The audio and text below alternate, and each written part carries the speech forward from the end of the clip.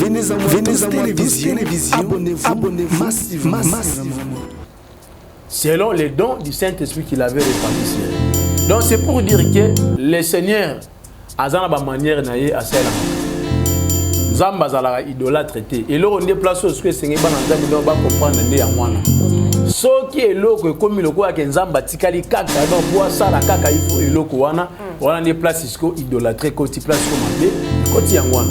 Donc tant Nzamba sala ka bongo to moni mpuku abimi et tikala ka biso teka to mona ka mpuku pas bima kaka mpuku le lobo sali mpuku abimi lobo sali mpuku abimi lobi ko bo sali mpuku abimi te to mona ka mpuku bongo une fois et s'il te wana tilelo ba service pe mususu donc tozo sala siko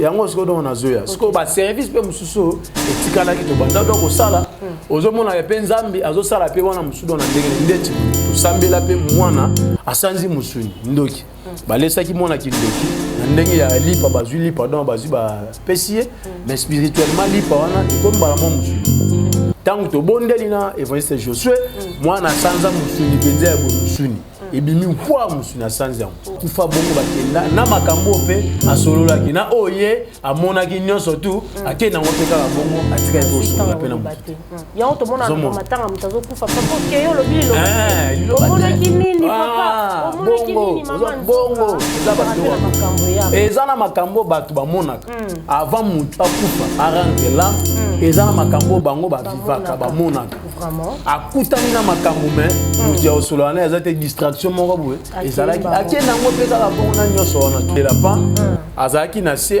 après avoir bimisé mpuku agitation salami ya ba esprit mususu dans to bando bengana ni azaki na se ne siko tant to moni esprit na to chasser ngo gangi ekei tango ekei mbala moko to moi maman mutu asali bena abendi pema na bendika bongo azongisi bosili mutu atika esko fixe azo bouger te azo ngana te to bando sala bese ya basini vito pour oyeba so mutu za bongo et a dépasser esko batol makolo na pe koto nazo mona ngote mais na monika nzambala ekiti ezipiki makolo faut faire très attention à la tipe nzambala pe ya pembe yango eza pena batu mususu bamona ka ba visitation bongo akansi ange mutayo visiter mais ce n'est pas un ange or que la Bible dit Satan aussi se déguise en ange de lumière ne eza ce que le gongana na monita ngwa bimi mama ko na jusqu'au courage na ese yo nani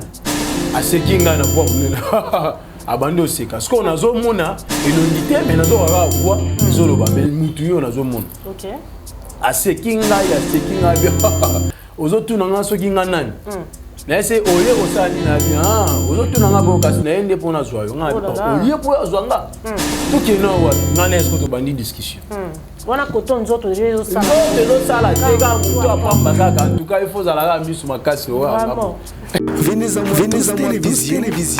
Abonnez-vous massivement. Shalom, bien-aimés dans les seigneurs, vous qui nous suivez en ce net moment, vous êtes partout dans le monde entier en train de nous suivre. Nous vous disons bonjour au nom de notre Seigneur Jésus-Christ de Nazareth. Alors, laissez-moi vous dire bienvenue dans cette émission, les parcours des hommes dédiés. Je suis là, votre humble servante Dorcas Bafutuka, la caféienne pour la dite présentation. Alors, toi qui es en train de se poser la question de savoir, mais qu'est-ce qui est l'invité ou qu'est-ce qui va devoir nous parler de son parcours? Alors, laissez-moi vous dire que je suis avec l'homme dédié, le pasteur, l'évangéliste Joël Koumaba, qui est déjà là avec moi et avec qui on va essayer un peu de parler. Parcours nini oya salaki nini oya kutanaki nango. Oui, il est vrai, na mikoleleka qui a bêté la kibuso masolo ya parcours naie par rapport ya ma religion ou azaki nango ya mabe et puis ndengeni nazwa qui délivrance et puis lelo oyo aza appelé serviteur de Dieu. Alors azako est vrai na église mission évangélique Maranatha bisika tozokuta papa Josué Lokamba que je salue en passant et l'homme dédié, l'homme du second souffle, l'évangéliste Josué Lokamba cause bisika wana de notre bien-aimé Joël Koumaba azako est vrai.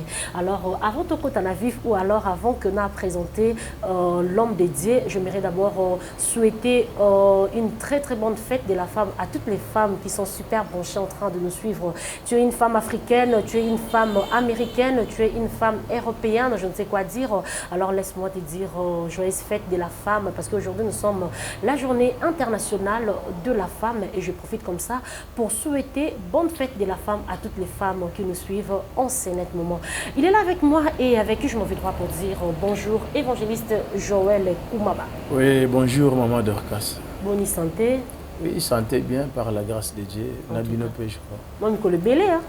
Ah, vraiment Mikole Belé, moi yebi musala ngo. Okimi biso bende, okimi ba téléspectateurs, okimi ba internautes. Vraiment. En tout cas, musala eza vraiment ko obligé biso à kozala wana à tout le temps. Vous savez que l'œuvre du Seigneur est tout à fait différente. Na ba misala mususu quoi. Donc eza musala moko okokozwa ba appel okokozwa ba doléance surtout ba sujet kokoya à tout moment oyango kokoya, donc il faut toujours à la redevable liboso. Ya bana na Nzambe nyonso surtout oyo ba se confier na musala o to sala. Donc yango zo mona ke tout le temps mo oza koto na service de délivrance, les mo oza dans la retraite, les mo ko ke makambo mususu boye. Donc tout ça toujours ça la kaka bongo pour l'église corps du Christ. Vraiment moi kala. Vraiment. Et à part ça ba makambo mususu ka mo ebivi. Ah oui. Donc il faut toujours se battre pour kozana moi eloko. Il y a des responsabilités, peut-être tellement moins éminent. Vraiment. Et je sais qu'il faut. Voilà, merci beaucoup. Tout à l'heure, là, je viens de dire que Oza Moko Yabasali Ozo Kamba na etonga na biso mission évangélique Maranatha Otozo Bengamema en sigle, en complicité avec l'homme de Dieu, l'évangéliste Josué Lokamba. Alors, Yebisa Biso, comment est la santé de l'église mission évangélique Maranatha? Oui, oui. Oui, oui. En tout cas, la santé est vraiment très, très, très bien. L'église fonctionne très bien. Et avec la personne qui a réussi la mission, l'évangéliste Josué Lokamba, comme étant visionnaire. En tout cas, nous évoluons par la grâce de Dieu. Et je sais bien que donc il y a d'autres programmes où ça m'a vu même il y a des jeunes où Tokota le 20, le 20 de ce mois de mars, photos à la Wana, la jeune à 7 jours, du 20 au 26. Et je sais bien que quand on est toujours continuer, donc je vais préciser, la bâtonnière sur tout bazolanda biso, on peut la brancher, on était participer tout ça la jeune on a le roi biso awa et bazala béni pe aux engatés on recevoir quelque chose venant de la part du Seigneur. Donc c'est un peu ça. Voilà, c'est un peu ça. Alors parlons de l'actualité. Nous sommes aujourd'hui le 8 mars 2023, la journée internationale de la femme. Le monde entier est en train de célébrer cette grande manifestation, cette grande fête de la femme. Honneur à la femme, honneur à nous les mamans. Et puisque vous êtes là, l'homme de Dieu, et parlons de l'actualité, disons, ma femme congolaise, ma femme partout dans le monde entier, ma femme américaine, ma femme européenne, ma femme au bazolanda biso en ce net moment, puisque les hommes qu'on a biso ya fête. Alors Nino Koikoloba par rapport à cette journée internationale de la femme. Ok, bien, merci maman Dorcas. Avant d'abord na kotapona loba quelque chose, na placer quelques mots pour la journée Oyo. Je vous souhaite d'abord joyeuse fête de la femme. Merci. Je sais bien que Boza Penza tellement importante. Vraiment. Moi si Azamuto a fait sa bonne moi. Ah oui. Azamuto a fait sa vie. So comme on a voir même à na jardin dedans, Nzambe tango sali mobali, asali na no Adam. Amona que Adam azaki na incapacité ya sala musala ya production, ya multiplication. OK. Ye moko moya sala musala on ezate et sengela ki ala lisa Adam pongi. Nde alongola côte moko pa ina Adam. Parfait. Pour moi ça sala nini abima. Voilà. Donc surtout que d'une manière prophétique toloba ke mobali nde mutabota mwasi. OK. Donc biso nde mibali nde batobota basi. OK. Nde toboti basi topesi bango maintenant la multiplication, la production ezaki pa na biso. Nde yango na to transférer yango et kende pa na base pour biso moyen tout ça la production, to multiplication ezate. Voilà. Nde ce que moi si siko nde azwa charge wana pour asa la multiplication. Nde yango no monique donc sans la femme. Au komona ke mobali moyen vraiment to bato moyen base les zate. Voilà. et nyonso wana tout eza ba biloko nzambe asala esengeli ezala bongo na mwasi na mobali mais oyo esengeli ete toyeba mwasi aza vraiment la mutu ya makasi mingi sous koleka. Très bien. Malgré la Bible nous dit que l'homme est la gloire de Dieu et la femme est la gloire de l'homme. Donc c'est pour dire que moi si ndenge azana aza gloire ya mobali aza pe lisusu ezala voir même ata donc moi na Nzambe et tout consort. Mais o esengeli ete toyeba que basi bazana charge. OK. Bazana ba responsabilité belé basi basala ba makambo belé oh peut-être biso mibali to se focaliser aka na makambo mususu mais bana basi baza ko englober presque makambo belé so tali na ndaku yemoko azo sala misala nyonso to alamba akombola ndaku asokipe na bana tutabu yake nde wenze azonga bilamba donc en tout cas bana basi vraiment je vous dis joyeuse fête à vous, en tout cas que le Seigneur vous bénisse. Amen. Bonne fête à vous partout dans le monde, aux États-Unis d'Amérique, au niveau Europe, Asie, Océanie, Afrique, partout même ici, en République démocratique du Congo et précisément à Kinshasa. En tout cas, je vous dis bonne fête à vous et que le Seigneur vous bénisse. Abak, c'est la bien aussi à Mingi, Boza vraiment. Vous avez vraiment qui toko pour na biso wa papa na pour na mukili mobimba to lingi bino mingi bo fêter mais dans le Seigneur donc bo fêter na ndenge mo ya bien ko kendo mela masanga te olangwa ko kende pe ko kota ba boîte de nuit te soit ba kuzu hôtel pour journée à boye oya ko gâcher vie na yoka pour la journée de la femme oui et à votre journée mais respecter aussi les consignes ainsi que les principes de la vie pour la journée mon peu profitable pour nous. Donc en tout cas la possible nombre de places sur ça.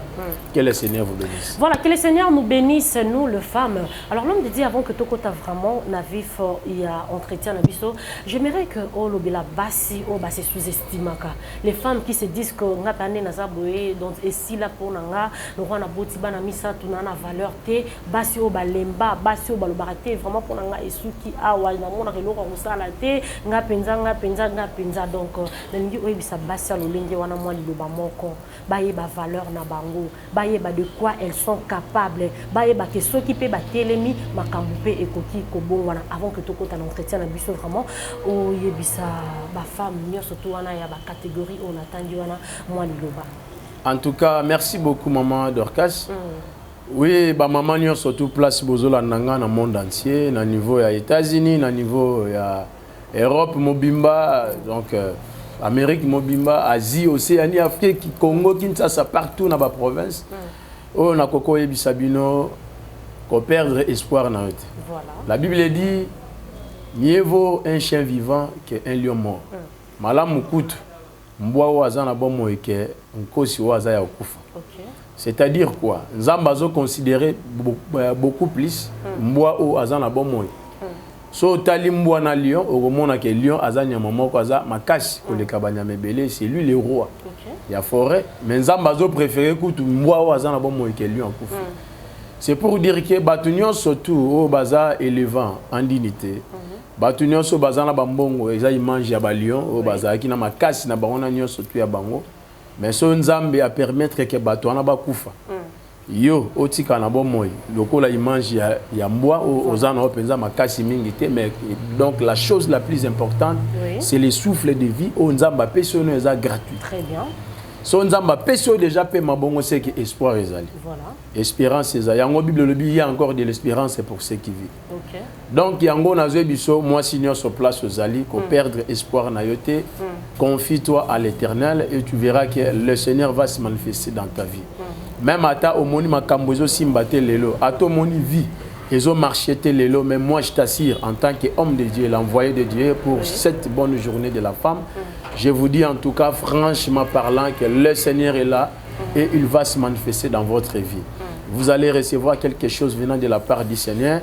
Et à ta distraction, pour faire éloigner le Nzambe, kotika Nzambe te, kangama Nzambe, Nzambe wana sala ka, Nzamba sala ka Esther, Esther Ouazaki sur un espoir était vinae et Komara déjà na souka bazaki dans la captivité na nokune Mardoché mais le Seigneur s'est manifesté ce jour-là où était Esther a comme moi si ya roi Assyrius a combien plus fort raison yo peut place aux ali Nzambe on a ba na sa na vina moni ndenge Nzambe a se manifesté na vie à Sarah Sarah Ouazaki déjà 90 ans déjà dépassé et le Seigneur a salaki grâce pour être Sarah a ba na bota Isaac de la même façon aussi avec Anne o asufra qui na vine mobimba penina abanda ko nyokola ko finga ye ko exécuter ye mais ce jour-là penina Anna aeba no zo solution pas dans Nzambe en persévérant dans la prière de Anna zoaka Samuel puis aboti bana mususu et de la même façon aussi la grâce donc la promesse a été faite pour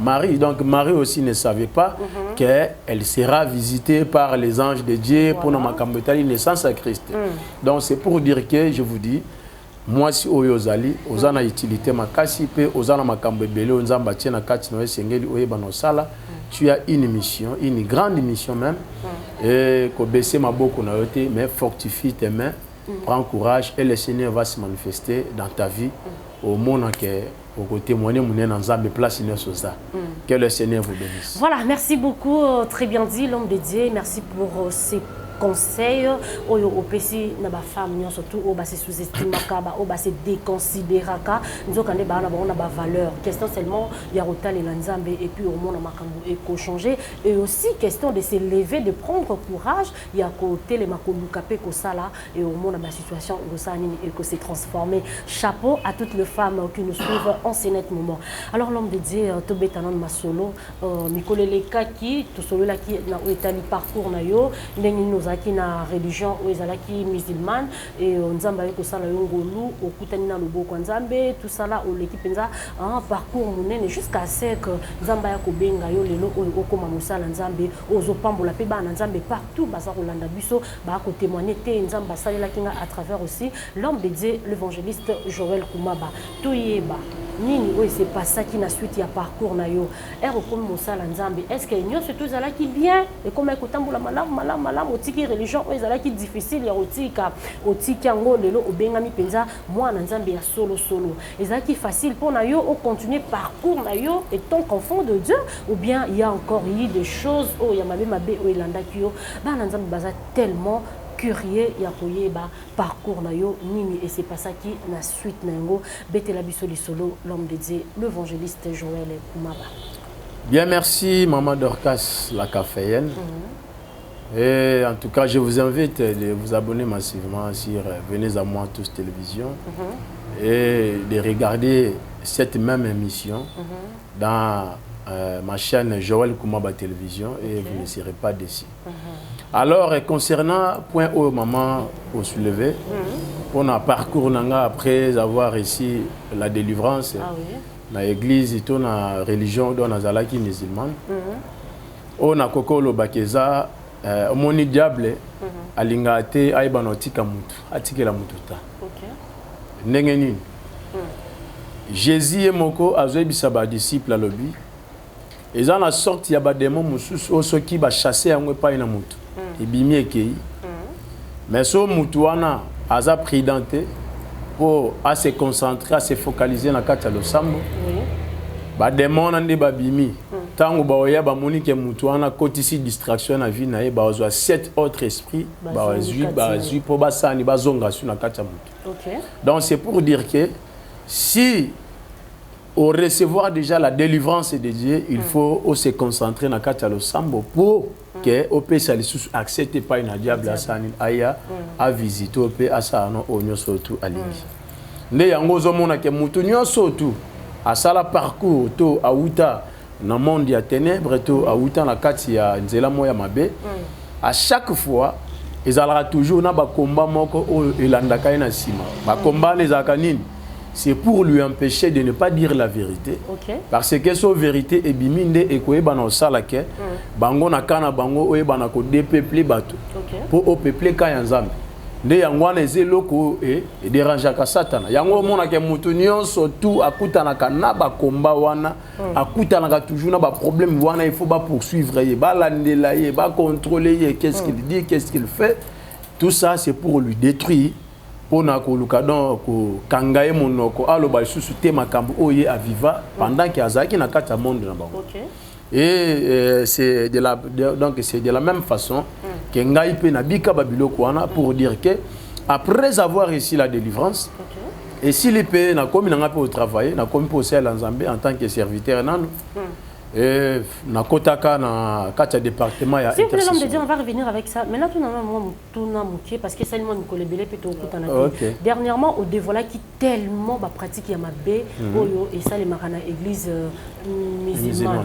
Maintenant, toyé banano, il y avait ba makama ben susu o comme là qui après ba attaque ndego dévoilé ndego tolo ba asoko dévoiler makambu ya monde wana, il y a toujours eu de répercussions makambu mabé ko landela yo ba ya ko attaquer ba secret surtout au dévoilé qui na télévision awa na venise moi tous TV est-ce que ezaki na makambo et comme là qui après ba na nzambe ba yeba. Bon, le problème est que banda ko témoigner makambo yo yebaka ezana ba attaque mususu na zwa ya ba musulman bango moko. OK. Pona koloba ba n'importe quoi. Bon ko benga ko tinda ba message tout consort donc pona koluka toujours ko discréditer yo pona koluka toujours ko sala on dirait que makambo eza ya lukuta. Mais tu es bibiso nyo surtout ezala kaka bongo so ou dit quelque part au comment dévoiler makambo wana kuna bango pe ba lukaka ba moyen de défense nyo surtout sengeli. Bon, on a ndenge ya molili vraiment pour na loba ke bataki na zwa kala mais cette fois-ci ndenge na ota donc témoigner on a venez à moi na zwa ki ata attaque maroté le baka kande ba donc moi ba attaque na niveau ya ba message ka ko finga ko tinda ba message donc ya bien spirituellement non donc c'est ça. Et alors pendant qu'il a eu délivrance et s'il peut, na comment travailler, na continue na département ya intercession en tant que serviteur. L'église même à toujours. Église même à Maranatha. OK. Na ezani na quatre église même à Maranatha nde penza na donc na vanda ki penza de makolopo na zo tant siko ya osela nzambe. OK. Les ana même. Nde après avoir koleka ba délivrance et s'il peut na bongwani et s'il na yepo kota na quatre département ya intercession na bando travailler. OK. Moi, je pensais que peut-être Diable a séani à Tikingaï. À Tikingaï, déjà, si on a eu déjà délivrance, ma gamme, c'est si l'union soit péquée. Tout va bien. C'est ce que moi je pensais. Mais Ezala qui n'a pas boutou, tant on a ya qui n'a pas de délivrance. Na yé pour la délivrance. Na silici, na yé pour la délivrance, donc Ezala qui le colle samedi na boutou, protocota dimanche na ton autogo soit baptême. Pour les canaux de délivrance. Na yaki ko les canaux de délivrance. Na yaki ko les canaux de délivrance. Donc avant nous déjà na les canaux de délivrance, na zaki déjà na kacha intercession. Mais banda il faut senga toujours il faut que remplir moi ba procédure sous ce tikala qui ya aux baptême et tout qu'on soit pour na vanda siko bien na kacha département na kota qui a intercession. Né na butu na ye komona na lali likola ban na lali likola ban église. Pendant que la Nicolas qui la première fois voix et bengingai. Joël na voix munene. Joël. Oh. Na surtout qui bon Nathalie, mutazate batu nyo surtout vers 01 pour ba berger ba père batu nyo surtout bazan pour. Oh, nabi même mutu azo benganga izana nyo azo benganga. A benginga sous pour la temps on attend on a zongi sous le roi na moi pour ni pona nimba na qui soit bengi sous pour la deuxième. OK. Or, Kenga, au lieu, Nazalata, na moment Nazalata, la connaissance, au Salimela qui Samuel, na sacrificateur, et l'hypo Samuel, il peut bon, Nzamba Zobelele, Samuel. Mais Samuel a joué à raconter sa sacrificateur, et il a joué à mon moko, ils ont belé la main. Et après, tant et se répéta qu'il ne sacrificateur, et il a essayé Samuel, so au lieu que Bengi, le bas, Seigneur, me voici. Nga siko makambo wana no selemana na zaki na moto siko nazo aga voix izo benga benga et oh e bangi singa yo essaye au moins nzoto malili Joël ngana bi mais en tout cas qu'est-ce qui ne va pas oh nana ngo benga ngo démon ou za bando ki bazo belela nga tonini mais OK ezaki nzambe nde abanda donc benga ngai déjà pour na ko signaler nga ke donc ne na bangi na ngai na tikika bonga na bi bon ça va.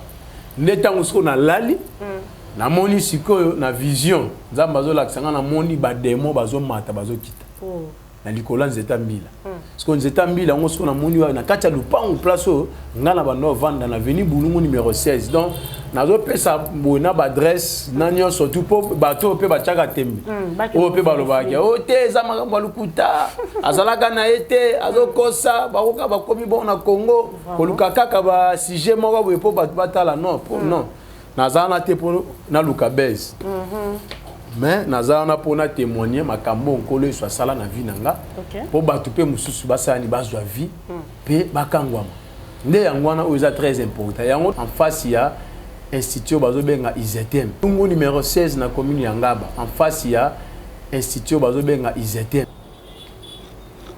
nde tango to moni bongo atie makone dans na mai to comprendre directement que makambo segezali sega makambo za somo déjà komona ke bato bazalaka animé na esprit ya ba sirène des eaux eza ba misalo bon basala donc pour à se connecter na monde wana pour à se connecter dans la kati ya mai asala musala ne malamu donc place ya za il faut mai moko izala soit na bassin soit na kopo et tout consort déjà ba misala bongo sikoyo atie bassin azui makolona tie na kati ya mai sikoyo na ndako kuna bango ka bazo kansonire ke nzoto na ye ndé azo ka don makolo moto ne yango atie mai atie don makolo don la kati ya bassin mai vraiment mais nzoka te spirituellement par là azali déjà na connexion déjà na monde wa OK ndeta on se donc to kutie bongo asiliki akombi mbala moko elongine ko mbala moko rouge misuni mbala moko échanger kanda et matière ya kosakana po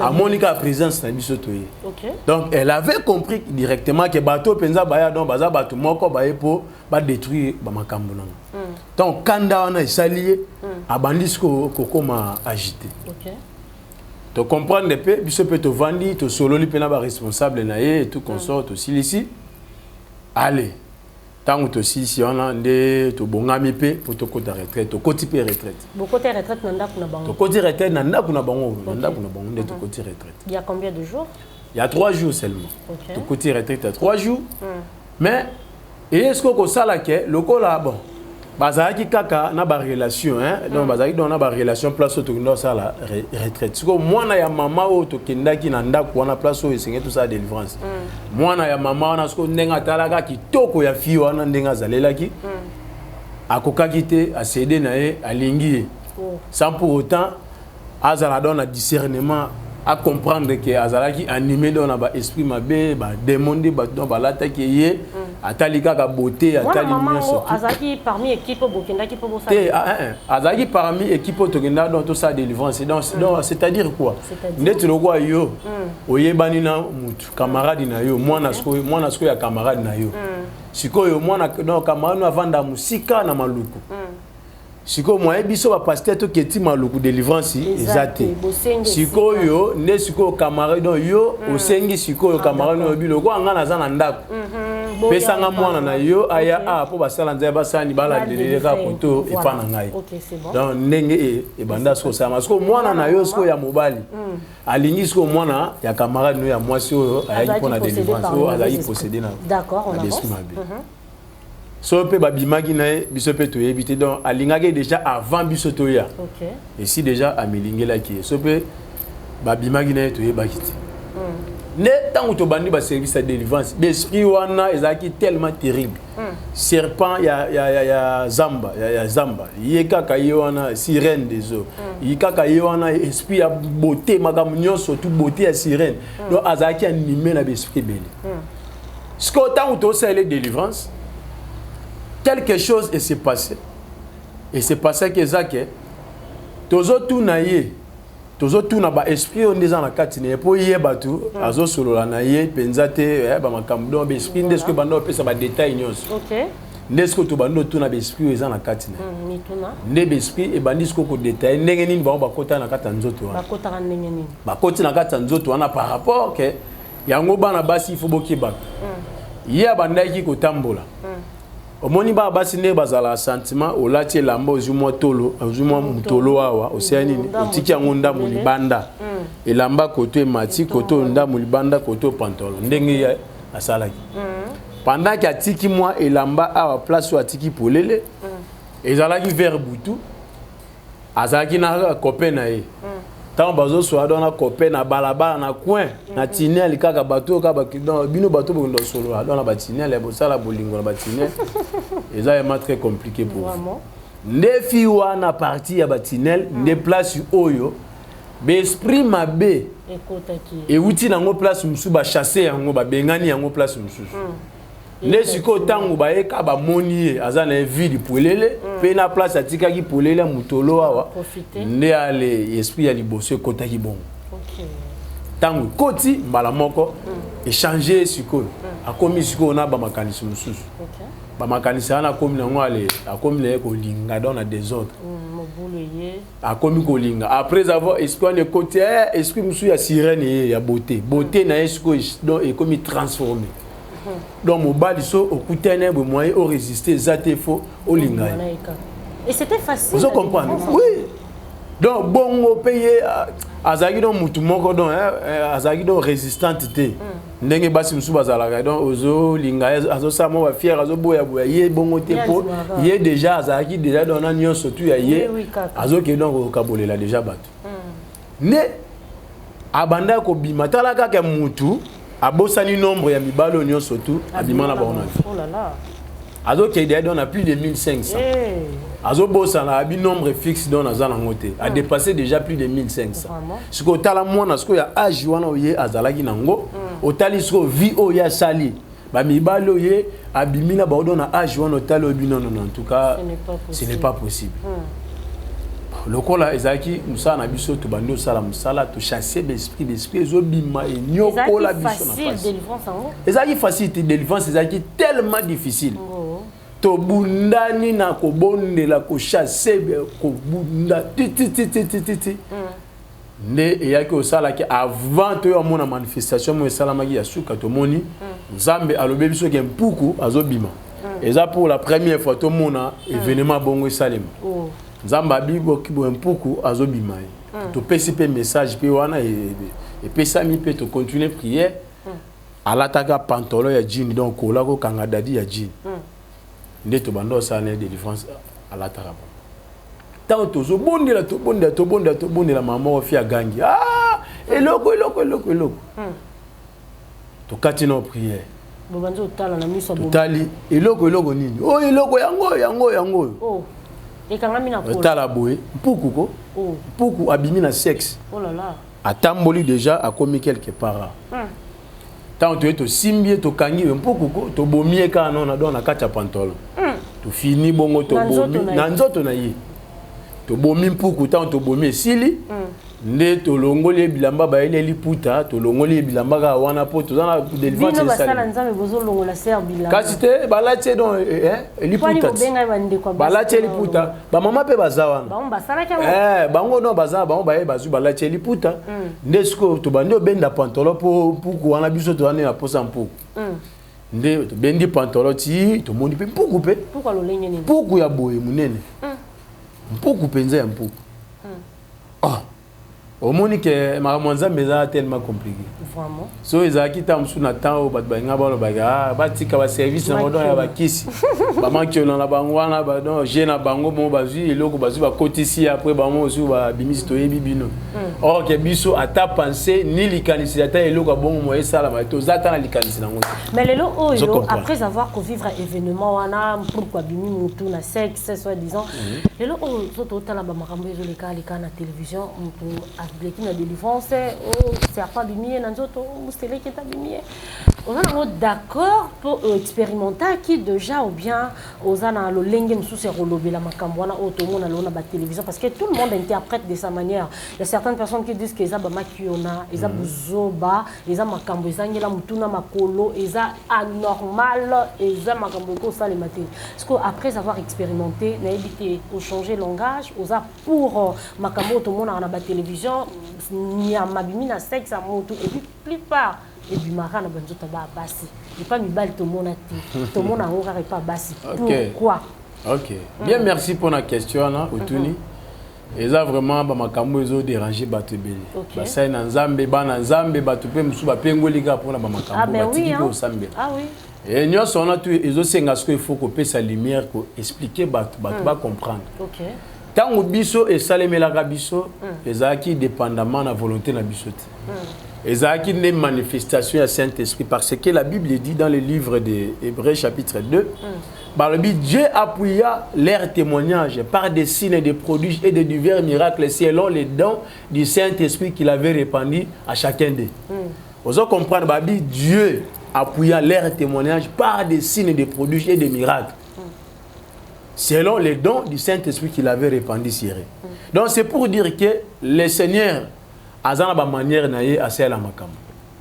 Nzamba azalaka idolâtre te. Et là on déplace au ce Seigneur ba nzambe donc ba comprendre ndé yangwana. OK. Soki eloko ekomi lokola ke nzamba tikali kaka donc pour ça la kaka il faut eloko wana wana déplace isko idolâtre koti place ko mabe et koti yangwana. Donc tant nzamba salaka bongo to moni mpuku abimi et tikalaka biso te ka to mona ka ba mpuku ba bima kaka ba mpuku lelo bo sali mpuku abimi lo bo sali mpuku abimi lo biko bo sali mpuku abimi te to mona ka mpuku bongo une fois et silipe wana. Ti lelo ba service pe mususu donc tozo sala siko yango siko donc na zoya siko ba service pe mususu etikala ki to banda donc osala ozo mona pe nzambi azo sala pe wana mususu na ndenge ndeti to sambela pe mwana asanzi musuni ndoki balesaki mwana kindoki na ndenge ya lipa bazui lipa donc bazui ba pesie mais spirituellement lipa wana e comme bala mo musuni.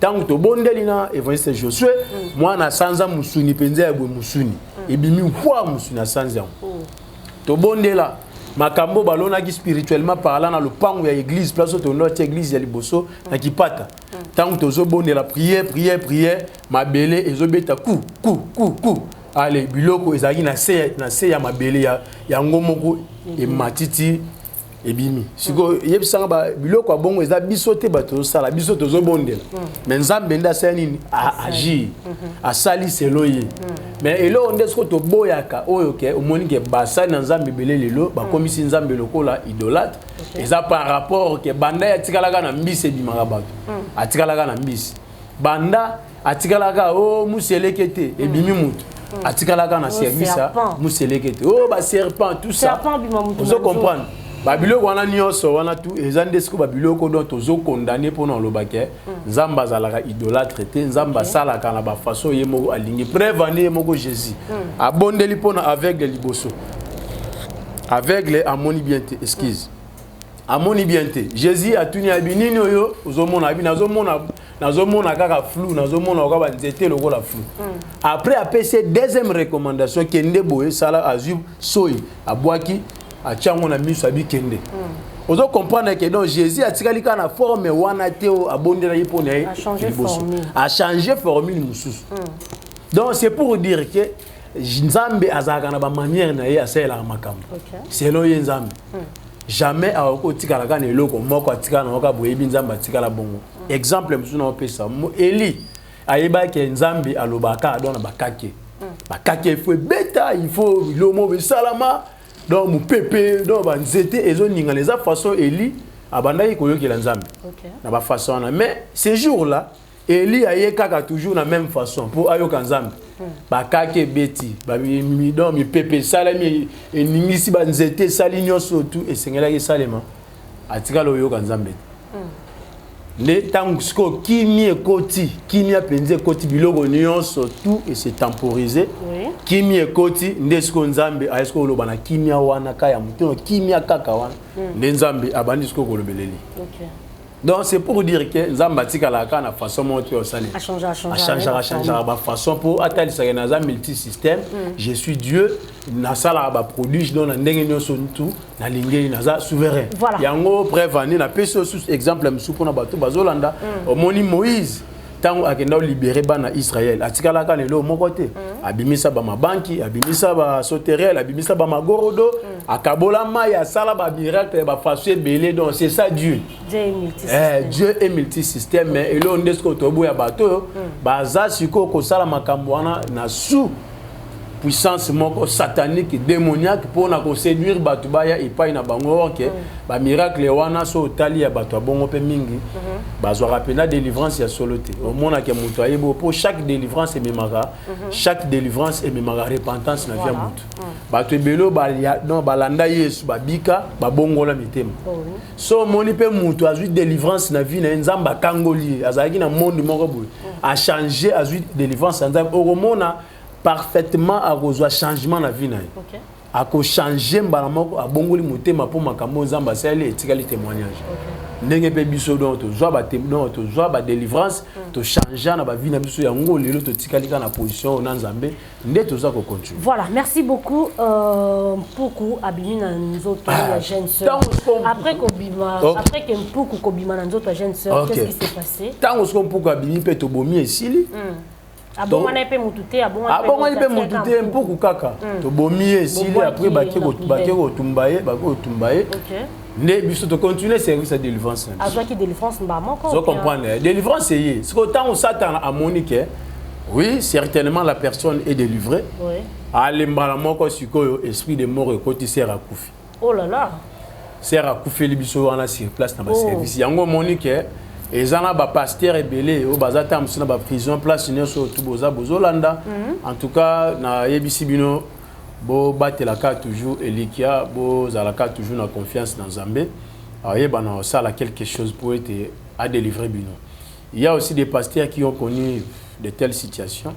Ba bondeli pona muta après ce qu'on appelle muta kufi pe ba ju ba kangié tam sous bazado na ba prison bazo souffrir na ba kamoko don ya bongo mais je vous dis que Nzambe akosunga bino biso pe kawana tango ekomi mutu a kufi oh toto kite to komi sko do ko tala na to mo tala na miso atali muninga atali so ezaki donc voilà mambo esa ma ba 3h ba 2h ba porte no su ba kangi o ki mo bimela wapi boye bende ni kufa ba porte kasi te tango sko do to bondela pa azaki na se après avoir ko bimise Mpuku agitation salami ya ba esprit mususo donc to bando bengane bimi azaki na se ne siko tant to moni esprit na to chasser ngwe bimi gangi ekei tango ekei mbala moko to moi mama mutu asali bena abendi pema na bendika bongo azongisi boesili mutu atika esko fixe atandami azo bougete azo ningana te to bando sala bese ya basini vito pour na yeba so mutu azana bombo ko na ba mama wana bango nyosu bazawana baye batala boye eloko te mtope mate bacha boye batali nyoso to sengalo to sa to sali rien mutu pe mapende nyoso to ekei tout vous comprenez siko ya ngwana basaya na nzambo bazola nanga place nyoso boza a taper beaucoup te na kaya boye Satan azalaka tellement risé il faut avoir toujours la foi bo batela ka kondima na bino pe bo continuer ko bondela et le Seigneur a ko se manifester bo batela kondima to bateli kondima to ta to bité to kokota na kata distraction to o eza distraction diable alingi asala biso poso ka to tiki bala moko PCRO pe akufi pe libela ya solo biso ba yo kanga biso to kende prison basi misa biso touche dans ces cas allez to se livrer quand la prière to bande sous prière mususu talaka to dans la service mususu mais service pe mususu eseni eye disusu e bakisami to bandi prière to bandi ko bondela ko récupérer esprit à ces places nous baké to bondela na ba message do pesa mato kende ka to bondela sini mo répéter vraiment azo la muka pété azo bouger pété et l'autre tala il faut avoir la foi vraiment to bondela nzamba bi OK na ya no libini akata motema na 3h ayaki ko zongisa na heure ni to bondeli bon ti ba 4h ti ba 4h prière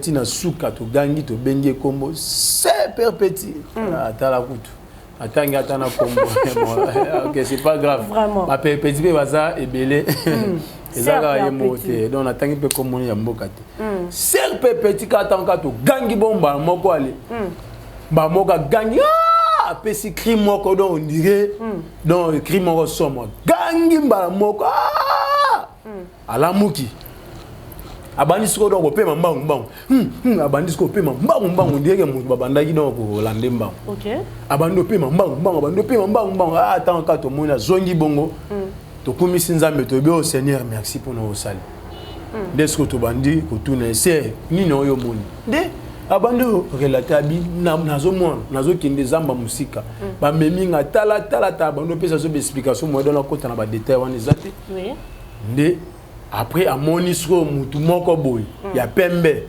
abimi atune ozo kende wapi baluka to zonga nde mutu ngo ya pembe asimbe na liboko abandi siko ko zongisa nde tango azongisi mbala moko nde yangwana asutuka kiale asali kri wana azongi na bomo en tout cas to glorifier nzambe to yembeli nzambe to kumisi nzambe pona nzamba sa donc to bi nzambe o auti ko esa biso ke azongi na bomo donc ye wana ki donc ozwa se azongi seti parce que to mona matérialisation nde to kumisa ki nzambe to pesi nzambe lo kum esili pe service esili sko ngai sko muto nazalaka délivrer nazalaka musulman tango service nanga ya liboso na sala ya délivrance yangwana après avoir aussi sa sœur a eu délivrance allez et comme jusqu'au tour nanga to sisi service esili na vandi to pema poto uti na don bitumba mongo elega tellement makasi po sera na bandaki ko beta azo beta po fox so azalaki na ngo dans so boza mibali te so boza basi en tout cas moi inga zalate OK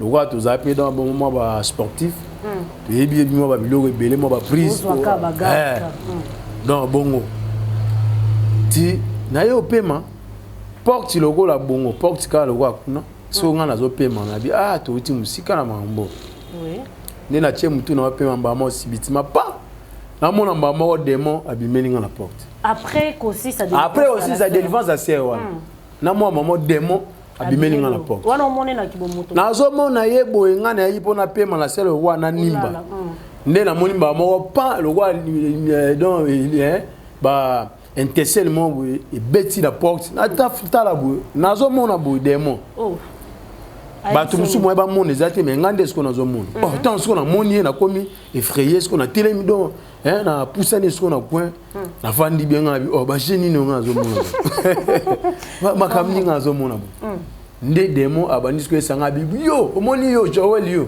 azo benga ngaso na kombo na ayebi openda na kombo na yo Joel yo azo la sam sape moni yo merci tinda kaka ba moto bongo yo zela tinda kaka bongo merci tinda kaka moni mkoleza so kaka to zuyo okoyeba azo lancer défi ko ebi kana vandi ce qu'on azo tala abi etalanga bien yo Joel yo banga ete okima ete oganga ete na banga te abinga na kangami na coin bongo siko première fois na ngaso na ko vivre biloko bongo olengi nazo lenga ko na bi onga makamninga azo mona siko na tali bande ko pembe na nga ese ba bazo mona mafuno makambo o nga don azo vivre asinga bi merci tindaka bongo zela mkoeza courage maman na gangeli au nom de Jésus à disparaître OK ne na vandi si Eva otozaki ne Eva Didier ndi na bando beti Eva Didier na Eva ta makambo na ocho mona tala Eva abi c'est kikeba bitumba epe eza makasi yo pe ndengo za bongo bazo lukisa yo fo osala keba ndenge okoti dia dans na kati ya chemin oyo ozonga so simati continuer kaka musala nzambe ka ndenge nzambe abengi yo continuer pokuna pe satana azokana musala eza facile vraiment so obenga miti komekate yango moni batu musu bakufa yango moni batu musu bazwa ba frappe bongo ba vie na bango isili ba perda yango pona ba biloko bongo zo mona donc tango alakinga bongo pe na sololi pe na l'homme de Dieu isili apesi nga pe conseil ayesinga biyo ndenge za bose koza mutu mo futika kaka na vie ya mabonde liko salaka distraction ta muko mo wote il faut au sala ba vanti isili bazuyo na biyo ke merci esprit pe allez na bia daya kutu na zala no musulman na mona ba makambe bele bo siko rien eloko zate ale OK na sinenga bia eloko mo te neza bo maîtrise kaka eleka ba yelo lisusu esili pe wana pe esili nango pe to longo wana pe service de délivrance te zongi de tango sko to zongi eleki moi quelques mikolo donc on a toujours concentré quand on va prier ba jeûner prière ba retraite ya ba 40 jours ma be ya ba 21 jours ya ba autant de jours donc bongo ya ba sec ya ba nini pour naga toujours donc kokolisa kaka vie de prière ko matcha moto spiritualité za makasi yango na monde spirituel ezanga makambo et se manifesta soki oza mutu nouveau converti oza na bébé spirituel makambo nzambo oza na miri nango te omona ke na débit obandozwaka bandoto moko ozomona ka satana ye satana kute bandoki mwa kaka mwandoki moya mukie aya finio kingo akangi mwa munoko mwa malobe kingo zokoka suko lobate donc kangami bato ebele ba vivant même ata biso pe to vivant pe wana nano spiritualité wana mukie nano omona olali pongi bomona ya mutu ye malobe kangami ozokoka lobate kangami to vivant ozomona ke dimension soki ezomata pe bitumba pe dimension ngo ezosani ezomata ngalo ko la démon abimena nga pona leka déjà étape ya bandoki bandoki pana nga eloko te et comme isko étape isko ya ba démon des démons ayaka sko ko avertir ngai amena senga tango na leka étape ya ba démon ne sikoyo un certain jour na lali na kati ndako na uti prière na yo zonga na uti donc éveillé na yo zonga ndako pendant que na lali na chambre na linga peda on ala na même matin na salon mais na taille na bi na salon ba dérangement ba tupé ndenge bazo ya kota na ndako bazo bimanda ba ndete baza na salon na lala na kati ya chambre na koti na kati ya chambre pour na lala na tie mutu na ngai na porte ya chambre makuna nga na tie na kati ya chambre mutu na nga na tie na porte ya chambre oui nde pendant que na lali bandeko bandeko nanga bazaki pe na salon bazo tala pe TV bazo solo la menga wa pongi zwanga na zaki vraiment menacé dans na pongi po na utaki ve na koti nanga la chambre na ke po la pongi pe ezwanga te ezwi nzoka te panda yenga na lali bandeko nyoso pe na ndaku pe babimaki na bango bamusu ya kotambola pe bakotambola pe bamusu pe bakena wa pe libanda ya ndaku bakedo na balabala bakena ba ngamoko na ndaku na lali panda ki na lali alali pas na sentir ba mon dirait ndaku penza ikomi bien te ndiye do mupepe mo ekoti na ndaku na sentir on dirait ndaku ekomi transformé dans façon dans na banda o sentir ndaku ndiye kama bemo boye sikoyo na sutuka kabo na yoki on dirait elo mo eza na mutu nanga oui nga naza ya ulala boye mais ce qu'on yoki on dirait elo mo eza na simananga la porte ya chambre na tala boye na fongoli misu makolo ezo sala te maboko ezo sala te koto nyonso tu yangi ekangami do na tikali ka na kingo na mutuka nde ezo sala musala na misu nde mutu ezo mona mais na makolo na maboka nyonso tu ezalaki bloqué nazalaki vraiment enfermé moi na sala mouvement ça te na moni pena nga bien en tout cas o pe makamni parce que tona bwaki misu na tala boye na moni mbala moko mutu na moni tala mutu mulai na te na tikala na ko mona mutabon géant moko ya mulai a dépasser batol yango esuki mais ye a dépasser ce ko batol makolo na pe koto na zo mona ngote mais na moni ka nzambala ekiti ezipiki makolo il faut faire très attention alati pe nzambala pe ya pembe yango eza pe na batu mususu ba mona do ba visitation bongo akansi ange mutayo visiter mais ce n'est pas un ange or que la Bible dit Satan aussi se déguise en ange de lumière. Ne est-ce que le gonga na viva. Na monita ngwa bimi. Maman ko na juste courage na essayer yo nani. A sekinga na voix munene.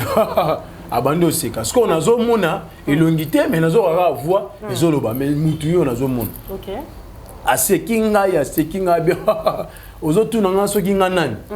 Na ese oye ko sani na bien ozo tunanga bon kasi na ende pona zwa yo nga oye po azwanga to keno wapi ngana esko to bandi discussion wana koto nzoto zo sala te ka muto apamba kaka en tout cas il faut zala misu makasi wa il faut zala misu makasi ndeko na ese ngabi oye ko zwanga ponga na to ke na ye ko zwa lelo nde suka na yo nga bilelo nga isuka na nga ngana eka na munoko kaka na mutu na kufi na nga déjà mais ozomona ka munoko kaka na ese nga bi oye ozwanga to keno apabi na yende kozwa lelo nde suka na nga esi okozwa nga ite na kokepe sika te sikoyo makanisika yelinga na ese nga bi obimela pe basala nzambe mususu na moko pe na yebi osala bango nini asekisu nga bi ozolo bananga bongo kena bimela ba wana na sala bango nini kasi yo pe koma kasi lokwa bango oh koma kasi lokwa bango koma kasi lokwa bango 3 fois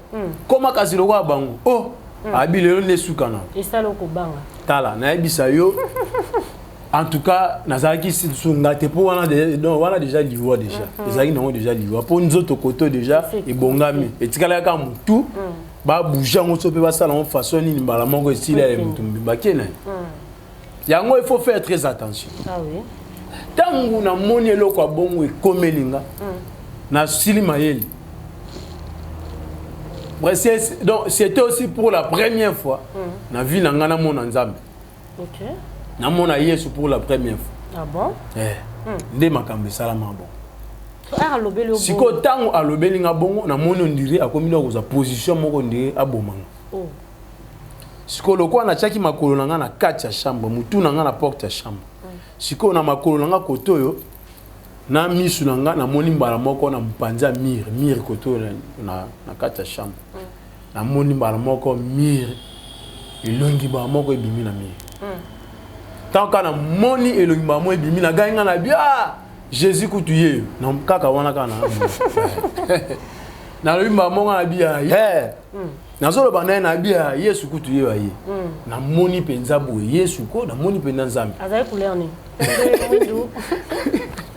azaki teint clair ngapo mundele te teint clair teint clair vraiment teint clair doit teint clair na moni abimelinga tant quand na esenga bi Yesu kutuye tant quand na bi Yesu kutuye donc na senti mbamo courage moko boye yelinga na senti nzoto zongi na gangi mbamo au nom de Jésus a disparaître mbamo walimo na moni pe mbamo kuna Yesu pe alimo vraiment maboko esali makolo esali na telemi ozongi na bomoy oyebi na zongi na bomoy na telemi na tala na salon boye ata mutu azate bazwi na TV na courant basundoli na tala boye eloko te na tala pe na chambre na musu mutu azate donc ngai moko kana kati ya ndako tala sikoba événement bongo yango na dans ce cas ezana ba na éviter ngonga de na mona ndieke ngonga déjà ekei mais du moins na pesa ga vexé to tanga ngo ezala malamu mingi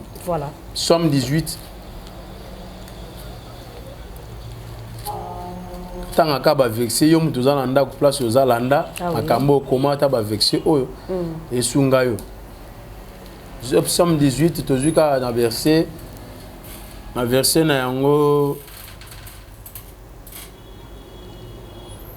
tobandi tanga na Somme 18 tobandi na verset 4 verset 4 hein? Voilà, on va lire dans le livre des Psaumes chapitre 18 le 4e verset. Qu'est-ce que nous dit la Bible? J'ai m'écrit, c'est ça? Ah oui, loué soit l'Éternel et je suis délivré de mes ennemis. Ah, nagangi penza lokumu ezonge pa na Nzambe pe na kangwamaki na banguna na continue. Les liens de la mort m'avaient environné. Ah, yoka, babi, les liens de la mort m'avaient environné. Donc singa ya kufa salini ezingi ngai. Ezandenge po donc ndenge mo pinanga. Donc nazalaki entouré dans na liwa. Yango moni batu pe mususu ba kufa bongo. Ba visiter ye bongo mutu pe azate ba non ba ndeko nyonso donc ba zate diable akotsa kaka distraction ba nyonso ba sanini ba bimbi. Après ya a profiter aluka ndenge ne sengeli azwa mutu. Batu pe bele ba kufa bongo ba kenda na makambo pe asolola ki na oye amona ki nyonso tu akena ngo pe kaka bongo atika to solola pe na mutu.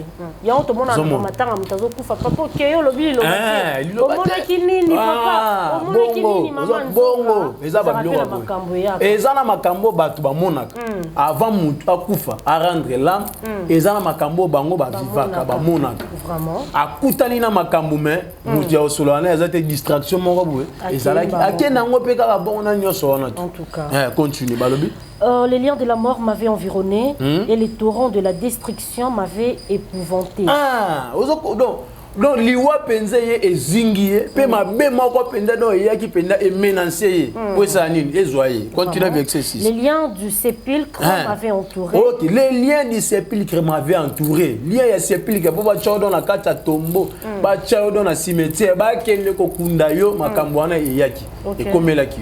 Les filets de la mort m'avaient surpris. Ah, ok. Les filets de la mort m'avaient surpris. Filets, donc, babengangoni, moniama. Ya liwa, bazu, babwaki liyo. Et surprendre yo, et kangio. En tout cas. Pendant que kangio, n'a pas bien aimé dans les Seigneurs, son zambété. Moi, il y a délivrance. Exact. Moi, j'ai été visité. Diable a visité, a lancé un peu de défi à liwa, qui n'a pas pour nous. Avant de s'abîmer, on a abîmé la chambre, on a invoqué qui Nzambe bima ou bien te et le côté na invoqué Nzambe abimate et le comment côté ponga na banda no sala discussion nga na ye nazo mona kaka suka donc ndie donc suka na nga so ndenge nini mais na yeba kite ke Nzambe akoka donc ya ko bimelanga bon na za ki pe surpris na mona mbala moko Nzamba bima pe na batala Yesu kutu ye mbala moko eloko wana elataki ngai yango wana oko comprendre que mukolo Jésus Christ a tuna une question bipo na bino nga na zanani bato musu baba fils de David fils ya Boé ya Boé tout ça d'Abraham mais Pierre avait répondu pour dire que tu es le fils de Dieu et Jésus avait répondu à Pierre pour dire que ce n'est pas toi mais c'est le Père qui t'a révélé pour comprendre que nga na fils de Dieu donc place wana pe na comprenate kaka tango kana monika mbanga bi Jésus paye écoute bimi ya daya kutu eloko zate mbamondo na gangele ce qu'on a combat Jésus a disparaître a tikinga ndé délivrance nange yaka bongo na zwaka solution pe na bikaki voilà totangi lisusu totangi ka va vexer pour tirer déjà Psaume 56 13 14 Psaume chapitre 56 13 14 verset 13 à 14 que nous dit la Bible ô Dieu je dois accomplir le vœu que je t'ai fait. Bon, tangaka maman à 14. 14.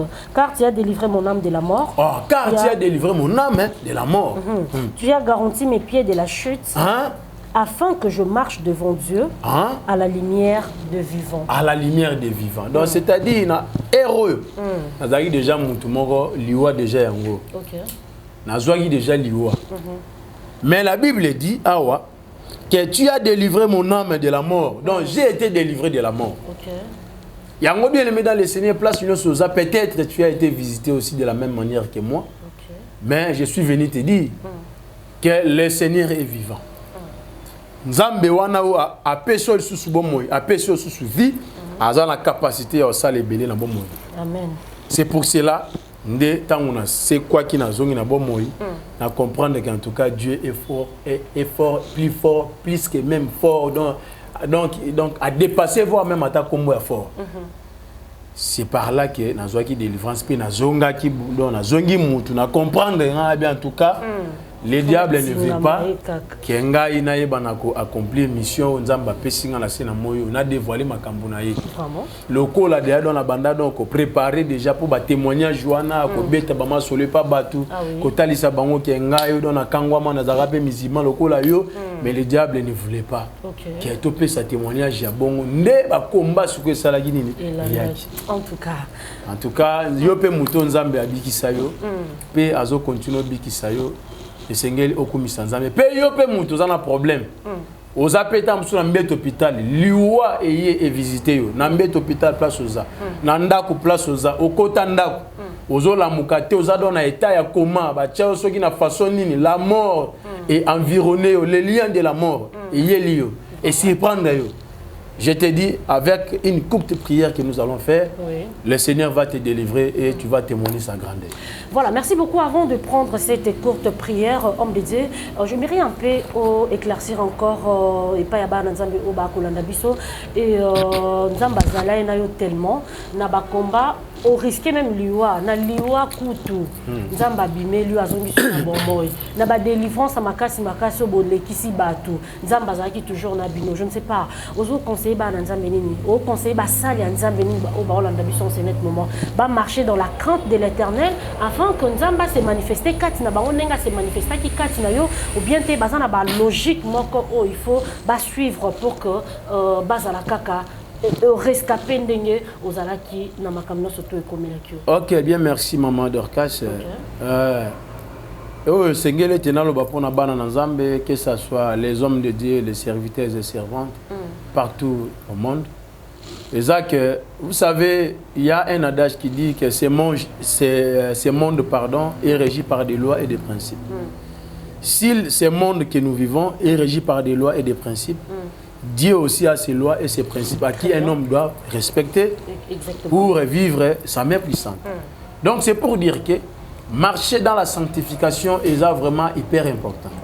Et en gros, on a autant vexé ceux qui peuvent autant on a évité ceux qui n'ont pas tout kende pour nous appeler ça bateau nion surtout. Baza basa nanzambe ezala bana nanzambe ba comprendre l'importance de marcher donc dans la piété. Na mokanda Osée chapitre 6 verset 6. Nzamba zoloba na mokanda Osée 6 alobi j'aime la piété et non les sacrifices. Dit l'Éternel. Abi nalingaka mutata mwana bosembo ke ayeba na tumbambeka. Donc tu peux jeûner même pendant 1000 ans. Tu peux jeûner même pendant 18 ans, 100 ans, 200 ans, tu peux jeûner même pendant 100 jours, 40 jours. Oui, ce n'est pas mauvais. Ce n'est pas mauvais, c'est bien bon de jeûner, de faire les sacrifices. Mais ce qui est important, le Seigneur dit qu'il aime beaucoup plus la piété que les sacrifices. Donc si tu ne marches pas selon la sanctification, si tu ne marches pas dans la sanctification, même si tu jeûnes pendant 100 jours, jeûne n'est pas en maison, on a tina. Et la deuxième des choses, toujours dans ces mêmes versets, deuxième paragraphe, la Bible dit j'aime la connaissance plus que les holocaustes. Donc Dieu aime que la personne atteint un minimum de connaissance que les holocaustes. Tu peux donner même tes dîmes, tes offrandes, tu peux donner, oui, ce n'est pas mauvais, c'est bien. Mais ta marche et la connaissance, parce que la Bible dit, mon peuple périt faute de connaissance. Donc il faut marcher avec la piété, la première des choses, et avoir aussi la connaissance de Dieu. Si vous respectez ces deux choses, et puis, tant au la sacrifice, tant au koye bana ope s'appelle libonzano et kozala agréé et le Seigneur va te répondre. Yangwana nazoe bisayo mona nzambe mosaya nzambe place no soza marcher dans la crainte de l'Éternel et l'Éternel aussi akoya pour sauver yo. Abundela ndenge Bible lobi l'ange de l'Éternel campe tout autour à ceux qui craignent l'Éternel. Et il les arrache au danger. Donc c'est-à-dire pour que l'ange de l'Éternel campe tout autour de toi et Seigneur yo sani au marcher dans la crainte. Yango soto zaka na crainte mais on aurait déjà fini depuis longtemps. Soto banda otambola dans la piété te mais to kufa to silape le lope dans to zate to lope samakambo. Et je vous dis marchez dans la sanctification et le Seigneur va vous défendre en tout lieu et dans la façon surtout il va vous défendre. Voilà, nous voici arrivés à la fin de cette émission, les parcours de l'évangéliste Joël et Koumaba. Alors l'homme de Dieu, nous voulons prendre la prière. Bandeko, baza ko se sentir faible, ba oui baté non ça ndeni ninga non ko tambola na kanti nzambe te basala nzambe pe o bazo mona loboko nzambe en tout cas sunga biso na losambo oyo ekopambola ba nzambe bisika no surtout baza kolanda biso. Voilà, merci. Alors bien aimé dans le Seigneur, là je me prier pour vous, afin que le Seigneur vous fasse grâce et qu'il vous délivre.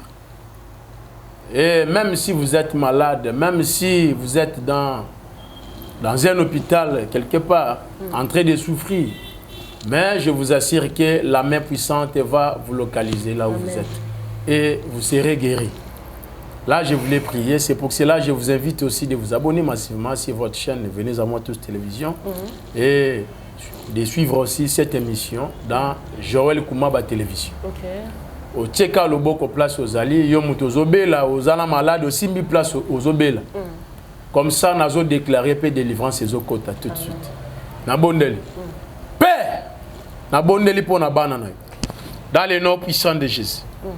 Nzambe, on s'est manifesté. Montonios, au Azobel, Aza malade. Place au Yasimbi. Guérison pe miracle lande kota. Amen. Na détruit nyonso, ezala estomac, gastrite, na détruit yango, ezala aiguë, na détruit tension, na détruit nyonso tu ya diabète, ya paralysie, na détruit nyonso tu ezala voire même ata sida, na détruit malade nyonso tout quel que soit sous provenance na yango, na chasser yango et libérer nzoto au nom de Jésus-Christ. Maintenant que la main puissante du Seigneur est localisée au place aux âmes, peut être touché yo. Et l'ongola ba douleur ya ba divers jarnions surtout et l'attaque on nzoto. Reçois ta délivrance et ta guérison dans le nom de Jésus-Christ ndé na bondeli. Tika tenzamba pe solution ba problème nyonso. Vous en a problème mbongo ya mikanda, vous en a problème ya mabota ya libala, vous en a problème ya voyage. Que le Seigneur te touche. Amen. Au nom de Jésus, soyez guéris et soyez délivrés dans le nom puissant de Jésus-Christ. Ndé na déclaré bongo. tika ete grâce pe faveur na Nzambe etambona bino na kombo na Yesu Christ. Amen. Amen. Voilà, merci beaucoup. C'en est fini pour aujourd'hui, très chers internautes. Nous sommes bénis par les témoignages de l'homme dédié, l'évangéliste Joël Koumaba. Alors, puisque nous sommes arrivés pratiquement à la fin, je ne sais pas, vous avez des gens à saluer, vous avez des gens à bénir, s'il y en a.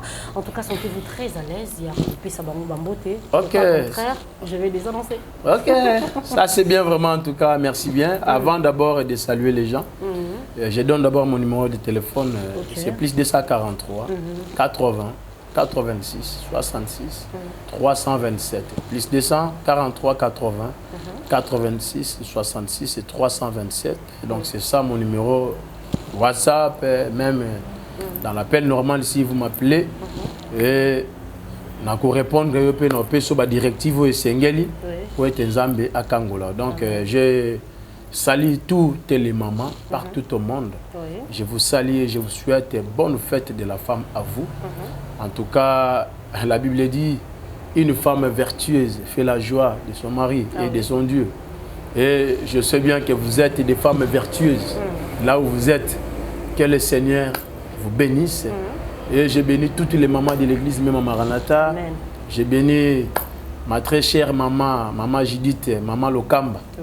Maman Judith Lokamba, en tout cas, na pesi pembo te place aux ali maman et puis na pesi batunyo surtout na poto partout au monde. Je vous salue, des bonnes choses à vous. Et je salue encore sans oublier ma femme, ma très chère épouse aussi. Maman Tabita Mounzali, en tout cas, je la salue là où elle est. Et que le Seigneur vous bénisse. Voilà, merci beaucoup. Que le Seigneur vous bénisse. C'en est fini pour aujourd'hui. En tout cas, c'était un super plaisir pour moi, la caféenne, de vous présenter cette dite émission. Et je remercie la grande équipe technique qui nous a accompagnés. C'était comme ça derrière toutes les caméras. Mon frère Nante Tungi et l'assistance également aussi de notre frère Joël Soki et pourquoi pas aussi de notre frère Chris Songo. Et j'ai béni aussi les pasteurs Fredine Soki, notre coordonnateur, et que Dieu pense également à vous, les couples pastoraux, notre papa Lucas et sa charmante épouse maman Élisée. Et depuis l'Allemagne, laisse que Dieu a Pamboulabino massivement. Je souhaite bonne fête de la femme à maman Marie-Louise Massa Makanju depuis l'Allemagne et pourquoi pas aussi depuis les États-Unis.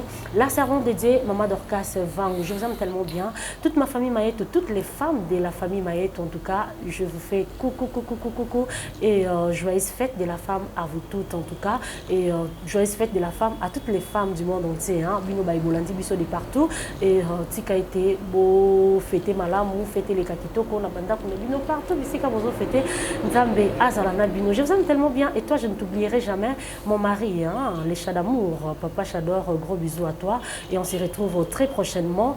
Bye. Venez à moi, télévision, abonnez-vous massivement.